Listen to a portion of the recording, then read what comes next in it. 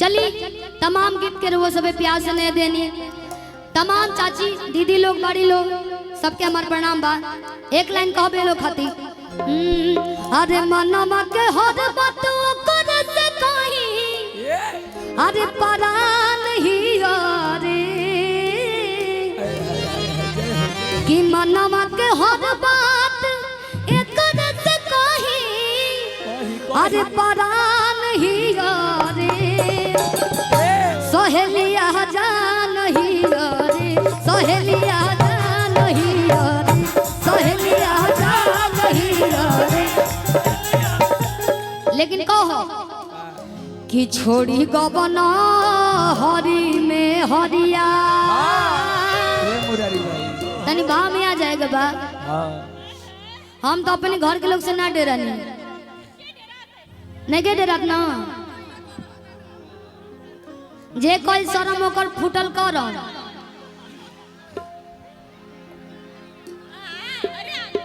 दुनिया जवार में हम जातनी जिला हिलावा तनी देवरिया जिला के हिले काजी तनी हाला करी सबे हां हां बोलल जा कि छोड़ी गबना हरी में हरिया।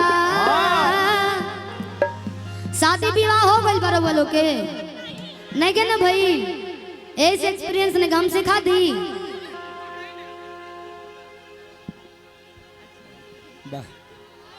आप देखिए कितना सुंदर लगा था कि छोड़ी गबना हरी में हरिया कि पिया भइला गुलारी के हो फूल कि छोड़ी गबना हरी में हरिया।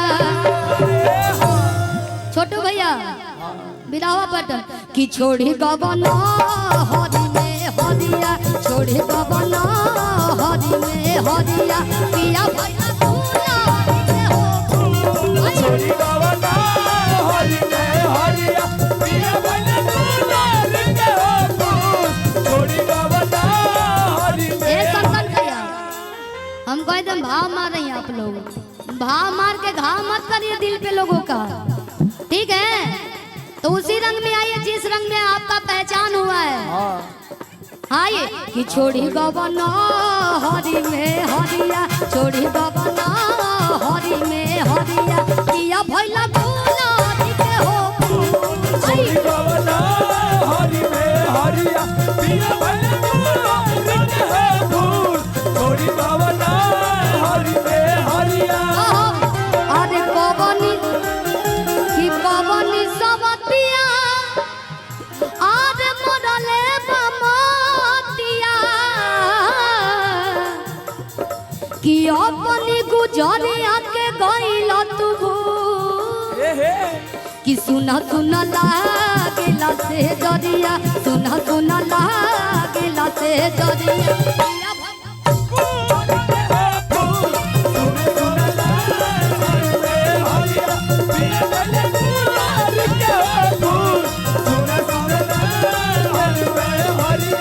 कैसे बनी कैसे बनी कैसे बनी कैसे बनी कैसे बनी हो रामा कैसे बनी फुलौरी कैसे बनी फुलौरी बिना चटनी कैसे बनी कि पिया भइले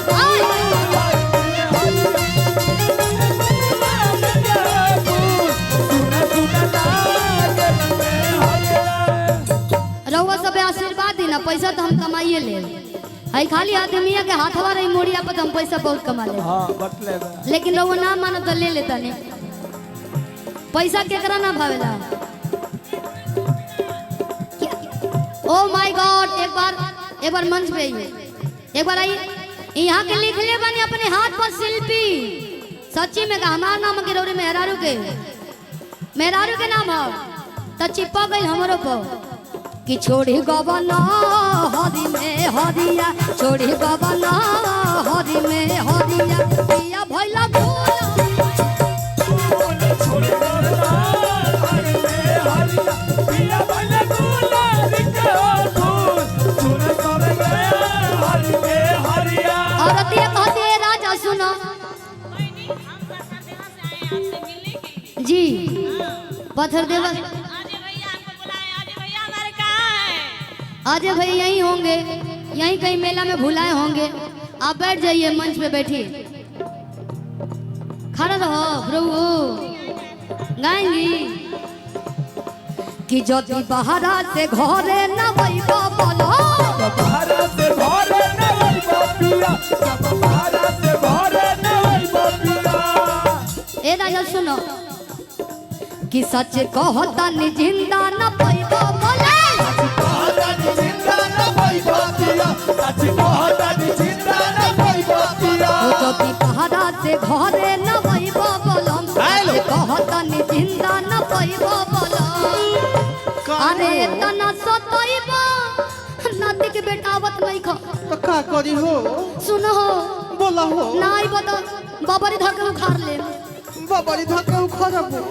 अरे तना सतैबा पछे पछतैबा, एतना सतैबा पछे पछतैबा, देर जदी होई जाई फसरी पजू मनवा न लागिला सबरिया, मनवा न लागिला सबरिया, पिया भइला हो ओई